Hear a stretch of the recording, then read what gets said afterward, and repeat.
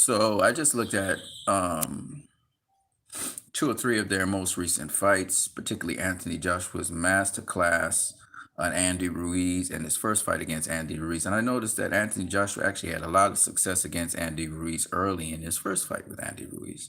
So when he went in for the kill against Andy Ruiz, started fighting him up close, that Andy Ruiz was able to let his fast hands go, throw some combinations, and he caught Anthony Joshua on his temple.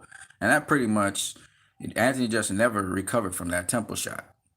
All right, was somewhere on this side of the head. He got caught on the temple, and that's what really actually tilted the whole entire fight into Andy Ruiz's favor. And it begs the question, was Anthony Joshua injured before the fight in sparring or something? Maybe that's what happened. But that is not something that will happen with Kubrat Pulev, because Kubrat Pulev is not an inside fighter. He's a typical European fighter, hands up, almost like a Vladimir Klitschko. He has a good jab. He fights on the outside. He does not fight on the inside. So actually, Anthony Joshua can do what he wants to do on the inside. You know, Anthony Joshua has these short, sharp, chopping shots. He has the uppercut on the inside. It's kind of like fighting Vladimir Klitschko all over again, except a much lower graded version of a fighter. Kubrat Pulev is a good, strong fighter, but then again, he's 39 years of age. So um, you look at the Huey Fury fight. Huey Fury started to bring the fight to Kubrat Pulev. If he had done that throughout the fight, probably would have beaten Kubrat Pulev. You look at Derek Chisora, who was not really very good at closing the distance on Kubrat Pulev on the inside, because Kubrat Pulev is a pretty sharp shooter. He gets it nice sharp 1-2. But in the case of Anthony Joshua, who's so much more precise, so much more well schooled, that's not going to be a problem for him to get to the inside. And he is the taller, bigger fighter. So basically, I think Anthony Joshua in every single area and category is superior to Kubrat Pulev. Is mandatory. You shouldn't take him for granted. But other than that, Kubrat Pulev having a puncher's chance, he really doesn't have the skill set nor the length, size, ability, nothing to beat Anthony Joshua. He has really nothing to beat him. And if Anthony Joshua wants to box him from the outside, sharpshoot and pick him off from the outside, he can do that. He also has the advantage once he gets close into Kubrat Pulev to land his combination. So basically what we're going to see is just about every single skill set that Anthony Joshua brings to the table he can use on Kubrat Pulev. So bearing that in mind, I think Anthony Joshua can box Kubrat Pulev for a couple rounds, tire him out a bit because he is an old guy, and then take him out in the later rounds, somewhere around round 7, 8, 9, the typical, boxer, puncher time to take a guy out. So if Kubrat Pulev gets it all the way to the finish, that's a win for him. That's a win for him in my book. I don't think that Anthony Joshua is going to let him last that long, because Anthony Joshua will be able to do whatever he wants in the ring against Kubrat Pulev. So my prediction for this fight is a very simple one. Anthony Joshua by stoppage, late in the fight, somewhere around maybe rounds 8, 9, 10. Now, if Kubrat Pulev really doesn't have anything to bring to the table, it could happen sooner. But my personal opinion is that Anthony Joshua wins this fight. He showcases all his skills. He shows that he is the Anthony Joshua of old.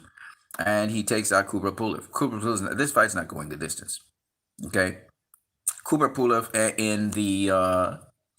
in the weigh-in, he was talking that talk, and people thought he was getting into Anthony Joshua's head, but his style is just everything for Anthony Joshua. It just works perfectly for Anthony Joshua.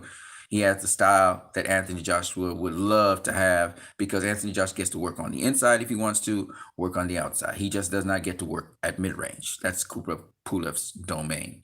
So once Anthony Joshua slips the punches, gets to the inside, roughs him up on the inside, this fight's over. Goes to the body. Anthony Joshua, what he did with Andy Ruiz, he was going to the body, going to the head, wherever it was available. Go to the body of Kubrat Pulev. Don't get caught with anything stupid. Don't fight stupid. Don't just trade with him at mid-range. But you can go to the body. You can throw your combinations, your uppercuts, your specialized uppercuts you like to throw with your hooks. Your right uppercuts with the hooks, your left uppercuts with the hooks. You can Mike Tyson him in a way. You can rough him up on the inside. Rough him up as much as you want on the inside. Things that Vladimir Klitschko did not do with Kubrat Pulev, where he put his weight down on him, you don't even need to do that, because Kubrat Pulev doesn't fight on the inside. He's not an inside fighter. So you can really rough him up on the inside, and then you have to take it deep on the outside. Use your jab, bust up his eye, out jab him, jab, stick, and move, whatever you want to do on the outside, but just keep the stick on him. And then if you want to put the right hand in, and when you're falling in, fall all the way in, and then work him on the inside. So that's basically it. And Anthony Joshua's got this fight. This fight's an easy fight for Anthony Joshua. The guy is older. I mean, the only way is if Anthony Joshua gets caught with something coming out or going in. And that's the only way. Cooper really doesn't have much of anything. And once he sticks his stick, once he goes off of the jab, this fight's over. Okay, he has a longer reach. He's taller. He's bigger. He's stronger. He's everything. So this fight's gonna end in a knockout, and it preferably punish Kubrat Pulev a bit. Carry it a couple rounds and then take him out. So I would advise Anthony Joshua to tire out the old guy because he's old. Push him. He's old. Push him. Go to the body. Work him. Punish him. Don't take him out early. Punish him. He was making all this ruckus and all this noise on you. Punish him. Take him down to deep waters, drown him, and then stop him. So that's my suggestion to Anthony Joshua. I'll catch you guys later on What You Need. Peace.